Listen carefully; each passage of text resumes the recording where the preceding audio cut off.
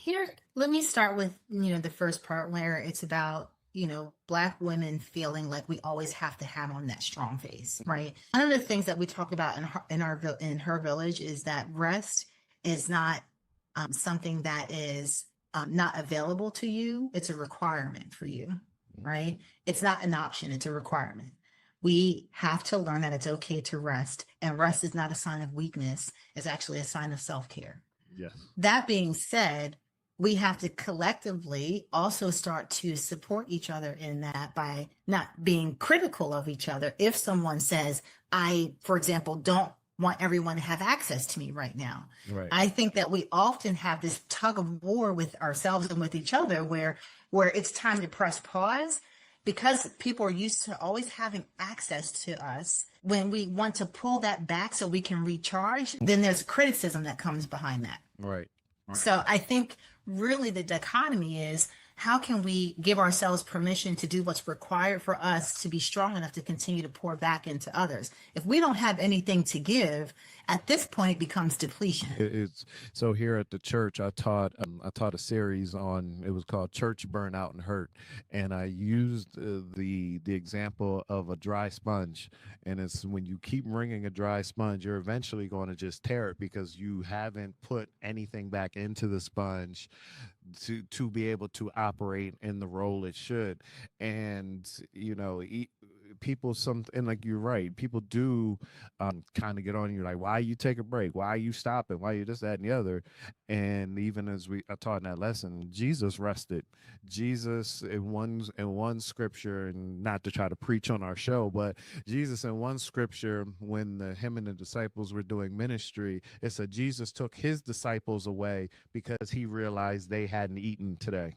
So, and there was people still waiting for ministry, but Jesus recognized like there's still a human nature that we have to nourish. And I think even on the professional sense and in this world and in our family sense, like you have to steal away at some point, or you're just going to end up burnt out, hurt, and hurting other people in the process. And here's also what happens if you don't take time to rest, you never pause for silence, right?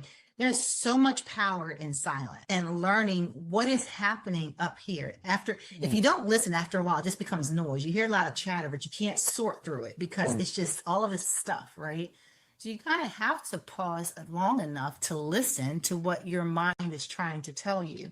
And I find it very interesting that we think that if we just don't deal with things, it'll go away. Mhm. I compare it to like that storage closet in your basement or a storage facility, right?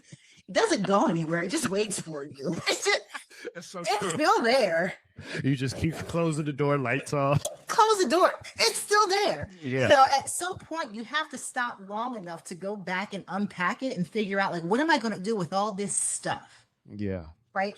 And that's where, a lot of times when I coach, I talk about the difference between repair and release. So when you think about going back in that storage closet, often what do? You figure out, is this important enough to me to repair it? I know we're going off on a tangent, but you took me there. Yeah. It's important enough to repair it, or is it something that I need to let go of?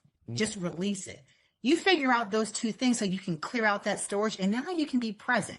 You can go back and say, Yeah. now I'm here. I can be fully present for whoever I need to be present for, but I'm that best version of myself, right?